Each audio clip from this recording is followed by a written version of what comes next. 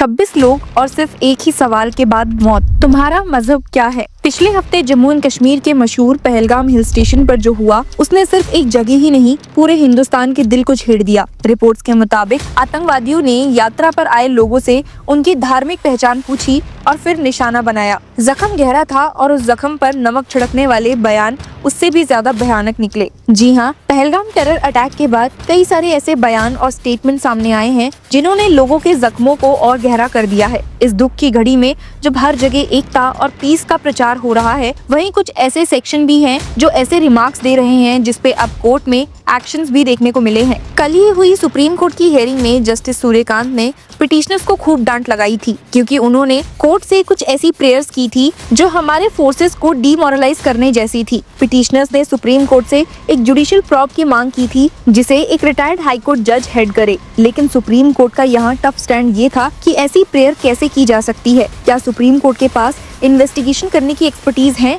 Bench ने petitioners को कहा था that we can only adjudicate, don't file such PILs। हालांकि अब ऐसा सिलसिला सुप्रीम कोर्ट से निकलकर हाई कोर्ट में भी देखने को मिल रहा है। पहलगाम की घटना ने न सिर्फ सियासत में आग लगाई है बल्कि कानूनी मोर्चों पर भी हलचल मचा दी है। सबसे पहले बात करते हैं रॉबर्ट वाड्रा के बयान की, जिसके बाद इलाहाबाद हाई कोर्ट तक ये मुद्दा पहुंच चुका है। कांग्रेस लीडर प्रियंका गांधी के पति और बिजनेसमैन रॉबर्ट वाड्रा ने एक बयान दिया जो भड़काने वाला साबित हुआ। वाड्रा ने कहा था, non-Muslims were attacked in Pahalgam as terrorists feel Muslims are being mistreated in the country। इस पर हिंदू फ्रंट फॉर जस्टिस नाम की संस्था ने इलाहाबाद हाई कोर्ट में पब्लिक इंटरेस्ट लिटिगेशन फाइल की। उनका आरोप था कि वाड्रा का बयान सेक्शन 152, 302 और 399 ऑफ भारतीय न्याय संहिता के तहत दंडनीय है। PIL में ये भी कहा गया that Robert Vadra stating in his speech that Hindu people were killed because Hindus have been propagating their religion and Muslims are feeling weak and the ultimate blame lies on Hindutva, that Hindus were identified and killed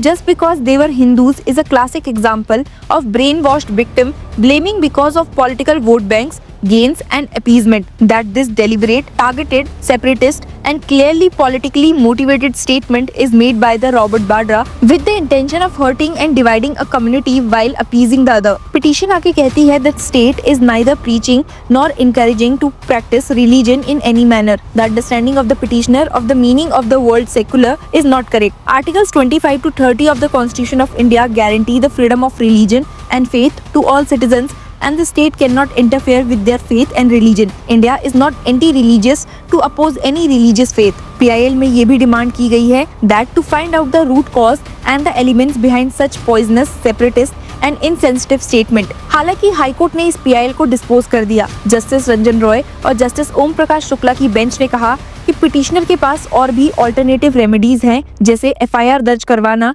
या criminal complaint file करना। अब इस case के बाद कहानी यहाँ खत्म नहीं होती। जब देश भर में पहलगाम अटैक को लेकर गुस्से का माहौल था, तब इंदौर के सदर बाजार एरिया के बडवाली में एक प्रोटेस्ट हुआ, जहां लोकल मुस्लिम कम्युनिटी ने भाग लिया। प्रोटेस्ट के दौरान पाकिस्तान मुर्दाबाद और आतंकवाद मुर्दाबाद के नारे लग रहे थे, लेकिन 2 बार पाकिस्तान जिंदाबाद भी सुनाई दिया। ये बात वायरल वीडियो में सामने आई। इस मामले में deputy commissioner for police Indore zone 1 Vinod Kumar Meena ने कहा है, the protesters were shouting Pakistan मुर्दाबाद एंड आतंकवाद मुर्दाबाद, बट 2 chants ऑफ पाकिस्तान जिंदाबाद could also be heard in the beginning of the video. Video में लोग पाकिस्तान का पुतला जलाते और जूतों से मारते हुए दिखाई दिए हैं। पुलिस ने वीडियो को फॉरेंसिक लैब में भेज दिया है ताकि ऑथेंटिसिटी वेरीफाई हो सके। मिस्टर मीना ने ये भी कहा that we are also gathering more videos from the protest taken by the other attendees and police personnel to verify the allegations and see if the same chants were heard। Police ने section 196(1)(b के तहत FIR दर्ज की है और कहा, since no permission was taken for the protest, we are not sure which body organized it। We are working to identify people from the video to get more clarity on what happened there। आपको बता दूं कि आम जनता के outreach से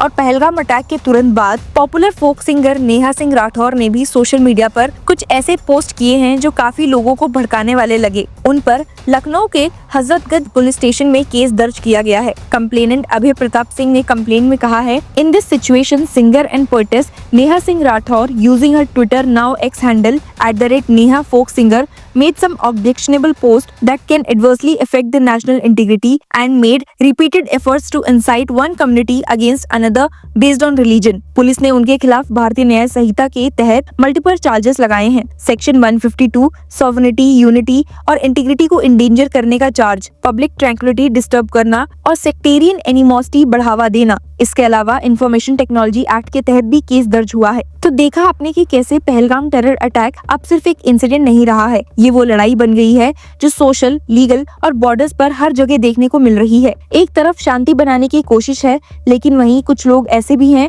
जो इस आग को और भड़का रहे हैं। वहीं हमारी गवर्नमेंट जो इस इंसिडेंट का मुंह तोड़ जवाब देने के लिए तैयार है, वहाँ पर union home minister Amit Shah ने एक कठोर स्टैंड दिखाया है। उन्होंने कहा, terrorist behind cowardly Pahalgam terror attack will not be spared. उन्होंने सिक्योरिटी फोर्सेस को कड़ी कार्रवाई करने को कहा है और इन्वेस्टिगेशन तेजी से चल रही है। इस पूरे मामले में कई सारी इन्वेस्टिगेशंस चल रही हैं, लेकिन अब जो 3 इन्वेस्टिगेशंस लाइमलाइट में हैं, वो है पहली रॉबर्ट वाड्रा के बयान पर एफआईआर या क्रिमिनल कंप्लेंट का रास्ता खुल गया है। पिटिशनर्स हाई कोर्ट से वापस जाकर लोअर कोर्ट्स में एक्शन ले सकते हैं। दूसरा, Indore protest video, forensic investigation चल रही है। वीडियो के लोग आइडेंटिफाई होंगे और उन पर भी एक्शन लिया जाएगा। तीसरा, नेहा सिंह राठौर के खिलाफ जहां पर एफआईआर दर्ज हो चुकी है, आईटी एक्ट और बीएनएस के तहत पूरी इन्वेस्टिगेशन भी शुरू हो चुकी है। इसके अलावा सेंट्रल एजेंसीज भी पैरेलल इंटेलिजेंस और एंटी टेररिज्म इन्वेस्टिगेशंस कर रही है ताकि अटैक के असल जिम्मेदारों तक पहुंचा जा सके। आज के पॉलिटिकल और लीगल माहौल में टेरर अटैक सिर्फ एक सिक्योरिटी चैलेंज नहीं होता, ये सोशल और कॉन्स्टिट्यूशनल बाउंड्रीज को भी टेस्ट करता है। जब एक तरफ फ्रीडम ऑफ स्पीच का सवाल उठता है, तो दूसरी तरफ नेशनल इंटीग्रिटी और कम्युनल हार्मनी को प्रोटेक्ट करने का प्रेशर होता है। आने वाले महीनों में ये तीनों केसेस, रॉबर्ट वाड्रा का स्टेटमेंट, इंदौर प्रोटेस्ट और नेहा सिंह राठौर के पोस्ट कोर्ट के लिए एक अग्नि परीक्षा बनने वाले हैं। एक तरफ आर्टिकल 19(1)A के तहत फ्री स्पीच का अधिकार और दूसरी तरफ रीजनेबल रिस्ट्रिक्शंस के तहत नेशनल सिक्योरिटी और पुलिस ऑर्डर का सवाल। ये बैलेंस कैसे बनता है, ये देखना काफी इंटरेस्टिंग होगा। लेकिन आपका इन तीनों केसेस पर क्या कहना है? Share your views and keep following अस।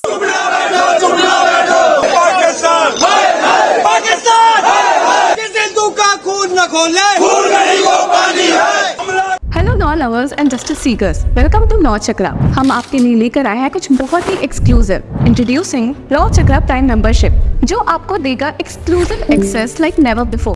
यानी कि फुल इनसाइडर एक्सेस, वो भी बस घर बैठे। यही नहीं, प्राइम मेंबर को मिलेगा access to exclusive interview session with renowned जजेस, लीगल एक्सपर्ट्स एंड लॉयर्स। ऐसे इनसाइट्स जो आपको कहीं और नहीं मिले।